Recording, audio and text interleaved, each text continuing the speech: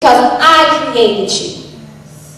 Because thou art mine. And that every situation that you go through is nothing about you anyway. Has nothing to do about you. But to be a witness for everyone else. That God brought me through. That God gets the glory out of this, because even though I was a mother at 16, had a baby out of wedlock, but my son is 19 now, doing awesome. He's not having sex. He's not doing drugs.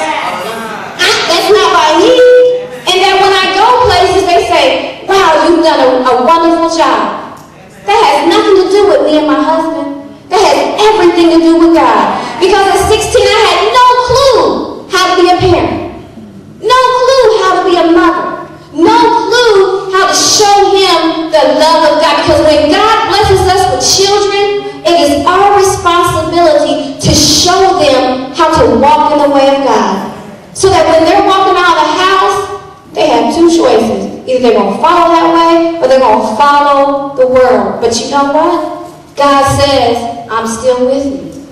But thou art mine. I created you to give me glory, and you are precious to me.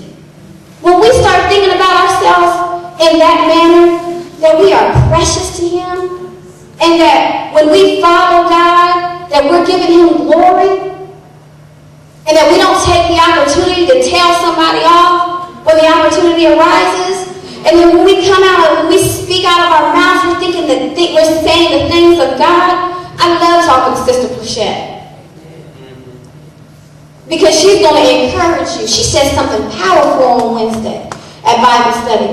She said a lot of times, well, we were talking about faith, and she was saying that how we have to hold each other accountable of what comes out of each other's mouths. If I just prayed for you last night that you were going to be delivered from smoking, and then I see you tomorrow and you're saying, oh, I don't think I can get through it. She said, that's not what we prayed about. That's not what we believe. That's not what we were saying. We've got to hold each other accountable. When you know that somebody is going through a situation, and you know that they're having a hard time with it, we've got to hold each other accountable to say, my sister, my brother, you can get through this. Call them up. You don't even always have to talk about the situation. Just to minister the love of God to them. To tell them, you can get through this. I love you. I was just thinking about you today. And to remind them that God created us to give him glory.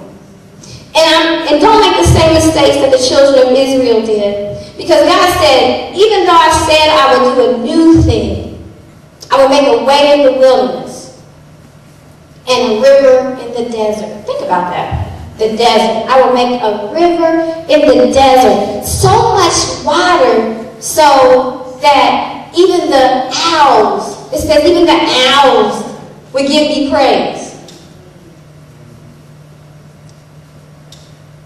He said, but even though I would do that, they made these mistakes.